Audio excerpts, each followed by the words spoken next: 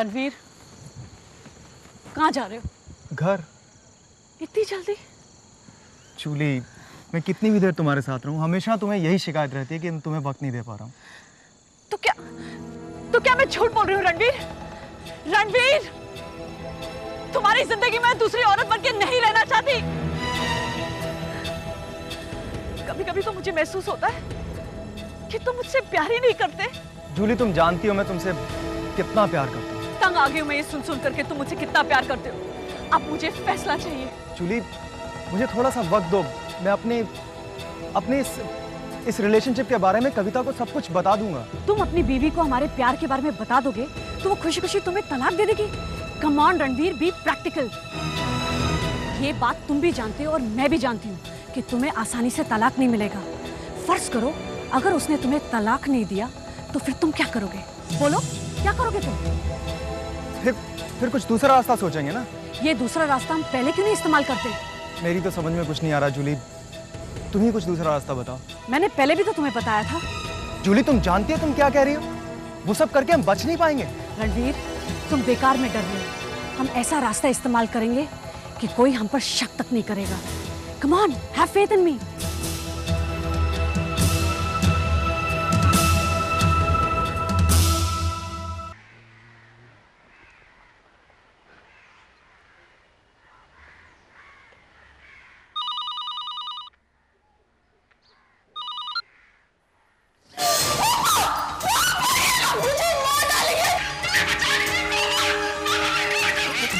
बेटा,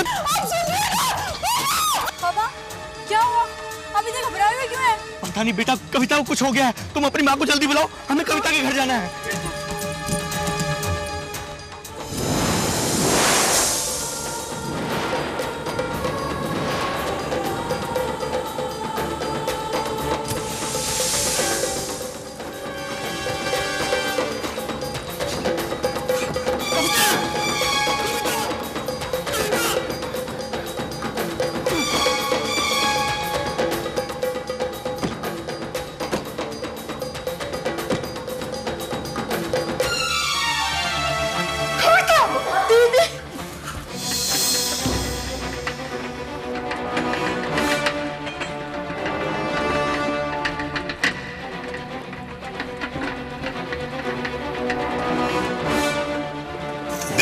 आप शांत हो जाइए, भगवान पे भरोसा रखिए, सब कुछ ठीक हो जाएगा।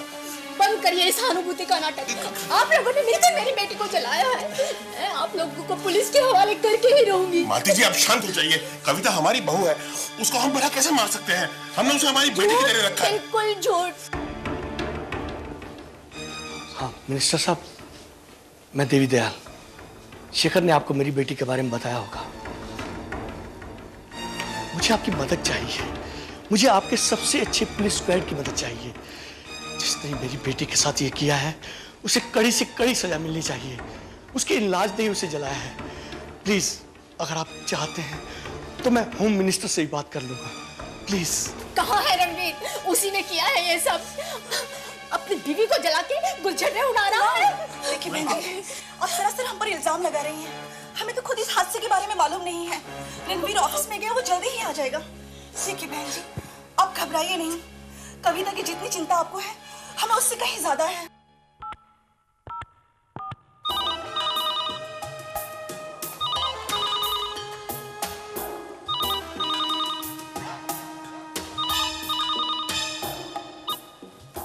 Arjun Raina, crime squad. What? हाँ ठीक है, हम अभी पहुंच रहे हैं। डिस्गस्टिंग। अभी भी ये सब हो रहा है। What is it? Looks like another case of dowry death. Come on.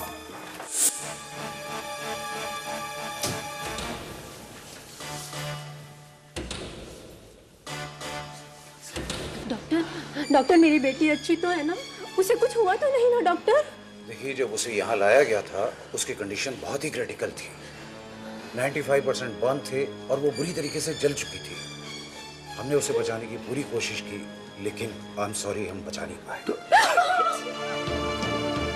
देवी दया जी, हम पर भरोसा कीजिए, हमने कुछ नहीं किया है।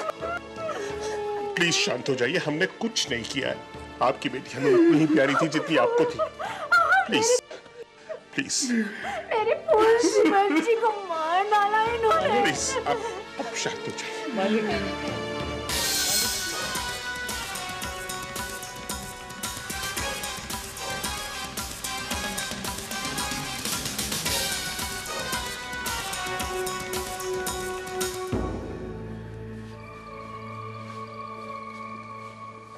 ये मिस्टर देवी दयाल कौन है? मैं अर्जुन राणा क्राइम स्क्वाड से। हमें इस मामले की तहकीकात करने के लिए भेजा गया है। इंस्पेक्टर साहब, इन लोगों ने मेरी बेटी को जलाकर मार डाला। गिरफ्तार कर लीजिए इन लोगों को। गिरफ्तार कर लीजिए। शांत हो जाओ। विजय, अभी तुम इन्हें संभालो, तब तक मैं जरा डॉक्टर से बात कर लेता हूँ।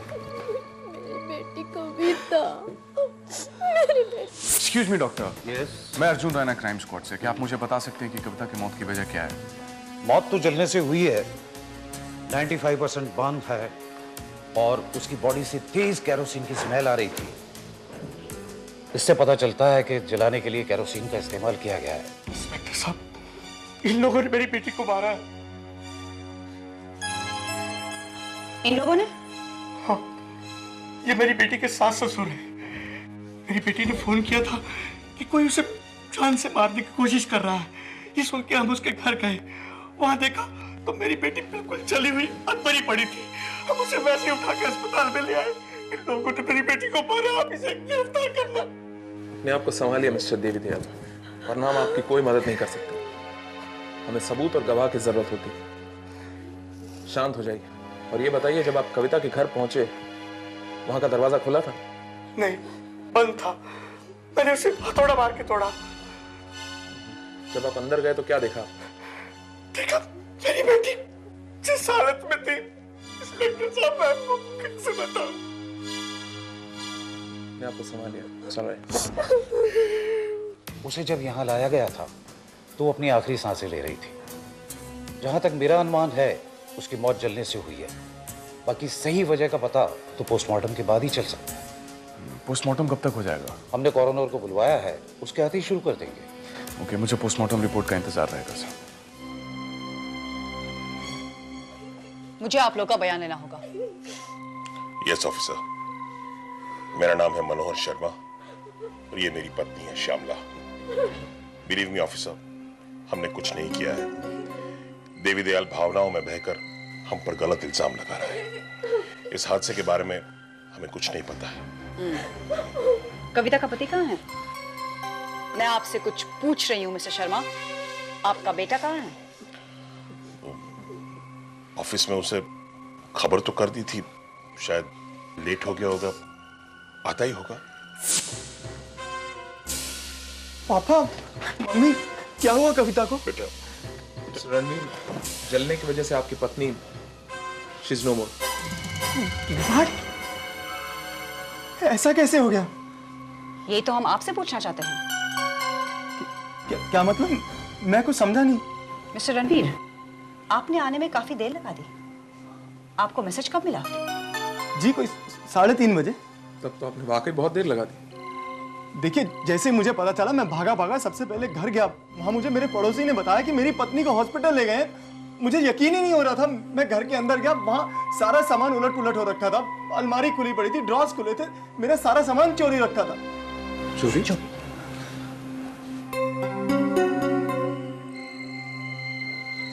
मिस्टर शर्मा, नए कानून के तहत, क्योंकि आप लोगों पर अपनी बहू के खून का इल्जाम लगा है और उसकी डेथ हो चुकी है, हम आपको अरेस्ट करते हैं। लेकिन ये आप कैसे कर सकते हैं? हम बेगुनाह हैं, हमने कुछ नहीं किया है। सिर्फ शक के बिना पर मिस्टर शर्मा हम आपको अरेस्ट कर सकते हैं और इस वक्त यही सही रहेगा।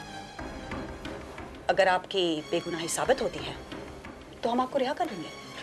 मैं अपने लॉयर को फोन करना चाहता हूँ। कोई फायदा नहीं मिस्टर शर्मा, ये नॉन बेलेबल ऑफेंस है, इसकी जमानत नहीं होती। घोसले ले जाओ।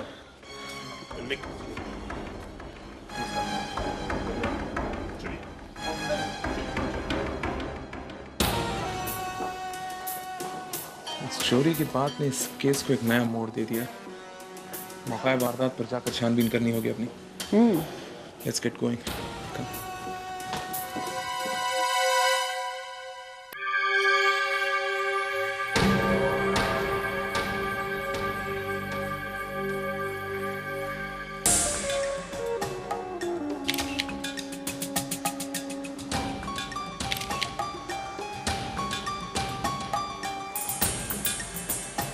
देवी दयाल के मुताबिक अंदर आने के पहले उसे दरवाजा तोड़ना पड़ा। इसका साफ मतलब यह है कि चोर या खूनी ने दरवाजा नहीं तोड़ा। या तो उसके पास घर की चाबी थी या फिर उसे अंदर आने दिया गया। चोरी किस कमरे में हुई? इस तरह। इस कबर्ड को जोर जबरदस्ती से नहीं, इसी की चाबी से खोला गया। या फिर चोर इसे बिना चाबी के खोलना जानता था। कोई फिंगरप्रिंट्स मिले? काफी मिले। मिस्टर शर्मा के फैमिली मेंबर्स के फिंगरप्रिंट्स के साथ उन्हें वेरीफाई करवाओ। अगर ये चोरी और कत्ल किसी बाहर के इंसान ने किया है तो उसके फिंगरप्रिंट्स मैच नहीं होंगे। और हाँ, एक बात और, हमारी एक फोरेंसिक टीम को हॉस्पिटल भेज दो। मुझे कविता के फिंगरप्रिंट्स के सैंपल चाहिए, उसकी लाश के पास से जितना कुछ भी मिल सके। I'll do that. किचन कहाँ है? This way. सिंक के पास ये 2 ग्लास मिले हैं, इनमें थोड़ा सा जूस बाकी है और एक ग्लास पर ये लिपस्टिक के निशान हैं। लगता है कविता ने 2 लोगों के लिए जूस बनाया था। ऐसी बचे हुए जूस को एनालिसिस के लिए भेज दो। राइट।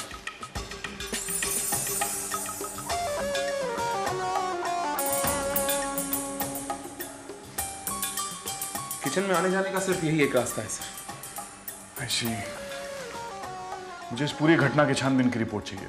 राइट।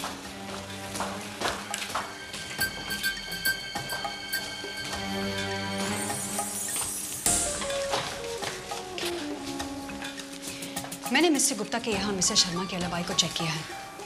वो टॉप फ्लोर पे रहते हैं। दोपहर को पूरे वक्त वो एक दूसरे के साथ ताश खेल रहे थे और 1 मिनट के लिए भी मनोहर और उसकी पत्नी वहाँ से बाहर नहीं निकले। वो रोज इसी तरह दोपहर को एक दूसरे के साथ ताश खेलते हैं। रणवीर और रामू के एलिबाइज को भी चेक करना होगा। राइट। हुजूर, मैं रोज उसी वक्त सब्जी खरीदने जाता हूँ, तब मालिक और मालकिन ताश खेलने जाते हैं। घर पर कविता बेटी अक्सर अकेली रहती थी। सब्जी खरीद कर आप कब तक घर लौटते हैं? अक्सर 4 बजे तक, क्योंकि 4:30 बजे के लगभग मैं कविता बेटी को चाय बना के देता था। 2 बजे से लेकर 4 बजे तक, ये कुछ ज्यादा वक्त नहीं है सब्जी खरीदने का? मार्केट तो पास में ही है। मैडम, मैं सब्जी खरीदने के बाद अक्सर लेट ही आता हूँ, क्योंकि बाकी नौकरों के साथ बैठकर मैं गप्पे मारता था। सब्जी की थैली के साथ तुम बैठकर गप्पे मारते हो, उसे ऊपर लेकर नहीं जाते हो? नहीं मैडम, मैं 4 बजे तक ही ऊपर जाता था। क्यों? 4 बजे क्यों? क्योंकि कविता बेटी ने कहा था कि वो दोपहर को सोती थी। लेकिन उस दिन तो आप 3 बजे ही पहुंच गए। हुजूर, वो इसलिए कि जब मैं बाजार से लौटा तो गार्ड ने मुझे नीचे बताया कि देवी दयाल जी और कविता बेटी की माँ और बहन भागते हुए घर के अंदर गए। तब मैं भी भागते हुए वहाँ पहुँच गया। बाजार में ऐसा कोई होगा जो गवाही देगा कि तुम उस वक्त वहाँ थे? अब हुजूर, ये तो मुझे पता नहीं। दुकान पे पता नहीं कितने ही ग्राहक आते होंगे और वो कैसे याद रखेंगे। फिर भी अगर आप चाहें तो पूछ सकते हैं। मिस्टर रणवीर, हादसे वाले दिन 2:30 से 3 के बीच में आप कहाँ थे? ऑफिस में। ऑफिस में? लेकिन मिस्टर शर्मा से हमारी बात थी, उन्होंने तो हमें ये बताया कि आपको जब ऑफिस में फोन किया गया तो आप वहाँ नहीं थे। 1 मिनट, मैं उस वक्त ऑफिस में ही था। मेरी एक मीटिंग चल रही थी। किसके साथ? मेरी एक क्लाइंट के साथ। क्या नाम है उसका? जूली डिसूजा। जूली डिसूजा। आपको मैसेज कितने बजे मिला? यही कोई 3:30 बजे। फिर तो आपको हॉस्पिटल पहुंचने में बहुत देर हो गई होगी। सर, जैसे मुझे मैसेज मिला मैं भागा घर की तरफ गया। मुझे यकीन नहीं हो रहा था। मेरी पड़ोसी ने मुझे बताया कि मेरी वाइफ को हॉस्पिटल ले गए हैं। मैं इतना घबरा गया था, मैं घर में घुस के देखने लगा कि वहाँ देखा कि सब चीज़ें उलट पुलट हो चुकी थी और अलमारी का ड्रॉर खुला था, सब सामान गायब था। तो अच्छा। देखिए मिस्टर रणवीर, आपके लिए बेहतर होगा कि आप सब कुछ सच बता दें। सर, मैं सच ही बोल रहा हूँ। मिस्टर रणवीर, जब आपके पड़ोसी ने आपकी पत्नी के बारे में ये बताया था कि उसे सीरियस हालत में हॉस्पिटल ले जा गया है, तो आपने सीधा हॉस्पिटल जाने के बजाय अपने घर में घुसे, क्यों? देखिए, वो मुझे भरोसा नहीं हो रहा था। मैं बौखला गया था। कुछ छुपाने के लिए गए थे या कोई सबूत मिटाने के लिए? देखिए, मैं क्यों सबूत मिटाऊंगा? आप मेरे से ऐसे क्वेश्चन क्यों कर रहे हैं? मेरा जब इस हादसे से कोई लेना देना नहीं है तो मैं क्यों सबूत मिटाऊंगा? मुझे तो अब जाके पता चला है कि कविता जल के मरी है। मैं तो तब तक यही सोच रहा था कि मेरी पत्नी ने खुदकुशी की है। क्यों? ऐसे सोचने के पीछे क्या वजह हो सकती है? क्या आपने ऐसा माहौल क्रिएट किया था कि वो खुदकुशी करने पर मजबूर होगी? नहीं, मेरा मतलब कि मैं इतना सब कुछ नहीं सोच रहा था। मैं घबरा गया था। हाँ, वो खुदकुशी भी क्यों करेगी? Excuse me sir. सर मैं एडवोकेट अजय सिन्हा। ये रहे मिस्टर शर्मा, उनकी पत्नी और उनके बेटे के जमानत के पेपर, देख लीजिए आप।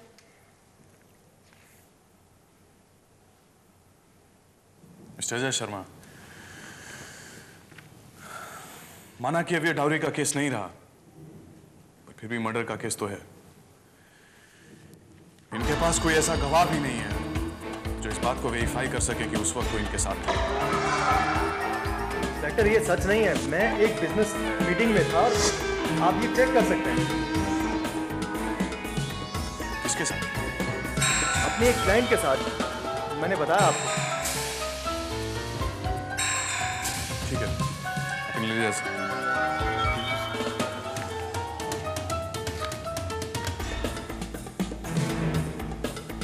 ये क्या कर रहे हैं आप? मर्डर के चार्जेस पर हम अब भी रणवीर को इंट्रोगेट कर सकते हैं। नहीं अपनी, रणवीर बहुत शातिर आदमी है, कभी हमारे सामने सच नहीं बोलेगा। और आई एम श्योर एक बार यहाँ से बाहर निकलने के बाद वो फ्री फील करेगा, जरूर कोई ना कोई गलती करेगा। एक बात मेरी समझ में नहीं आ रही है। कविता ने जब फोन किया तो वो चिल्ला भी सकती थी, लेकिन बिल्डिंग में किसी ने उसकी आवाज नहीं सुनी। हो सकता है जलते वक्त वो बेहोश हो गई हो। केस बहुत कॉम्प्लिकेटेड नहीं लगता है सर। कैसे? मिस्टर गुप्ता के बयान के अनुसार मिस्टर और मिसेस शर्मा पूरे वक्त उनके घर पर थे। इसका मतलब है कविता घर पर अकेली थी, और जो कोई भी दरवाजे पर दस्तक देता है उसे इस बात का एहसास है कि कविता घर पर अकेली रहती। उसके बाद कविता दरवाजा खोलती है, वो आदमी अंदर आता है। एक मिनट।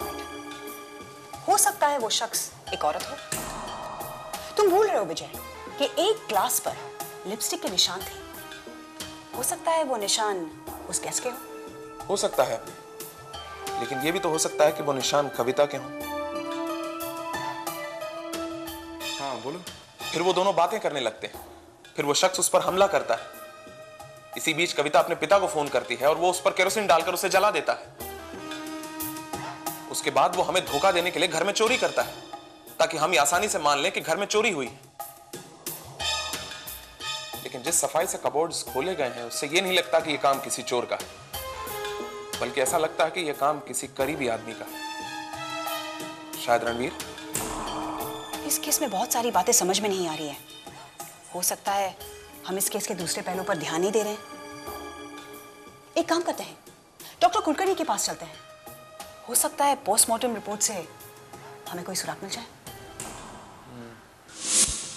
इसमें कोई शक नहीं ऑफिसर कि मौत जलने से हुई है, लेकिन मरने वाली जलने से पहले बेहोश थी।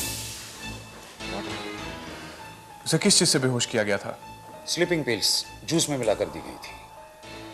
ऐसी, इसका मतलब ये हुआ कि उसका मर्डर किसी चोर ने नहीं किया, बल्कि किसी शख्स ने किया जो सब कुछ प्लान करके उसे मार डाला। Seems to be a well-planned murder.